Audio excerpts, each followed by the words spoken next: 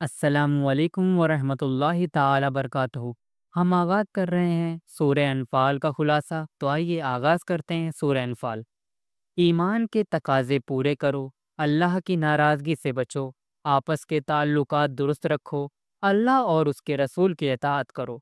सच्चे मोमिनीन की अलामत यह है कि उनके दिल अल्लाह का ज़िक्र सुनकर लरज़ जाते हैं, और जब अल्लाह की आयतें उनके सामने पढ़ी जाती हैं तो उनका ईमान बढ़ जाता है।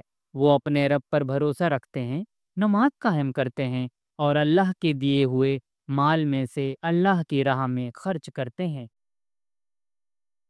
जब तुम्हारा दुश्मनों से मुकाबला हो तो उन्हें पीठ न दिखाओ, ये संगीन जुर्म है। अल्लाह और रसूल की इताअत करो और हुक्म सुनने के बाद नाफरमानी न करो। जब रसूल तुम्हें उस चीज़ की तरफ बुलाएं जिसमें तुम्हारी जिंदगी है, तो अल्लाह और उसके रसूल की पुकार पर लब्बैक कहो। जान लो कि अल्लाह तुमसे भी ज़्यादा तुम्हारे दिल से करीब है। अल्लाह से डरो और दिल में मुनाफिकत को पलने न दो। अल्लाह के तुम पर बहुत ज़्यादा एहसान हैं। उसकी नेमतों को याद करो और उसके शुक्रगुजार बनो। अल्लाह और उसके रसूल के साथ खयानत न करो। अपनी जिम्मेदारियों में कोताही न करो।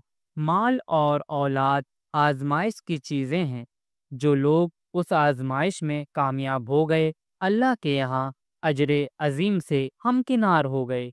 ए मोमिनो, अल्लाह का तकवा इख्तियार करोगे तो अल्लाह तुम्हें सर बुलंद करेगा और तुम्हें अपनी रहमत व मग़फ़िरत के ताज पहनाएगा। तुम्हारा रब बहुत मेहरबान है।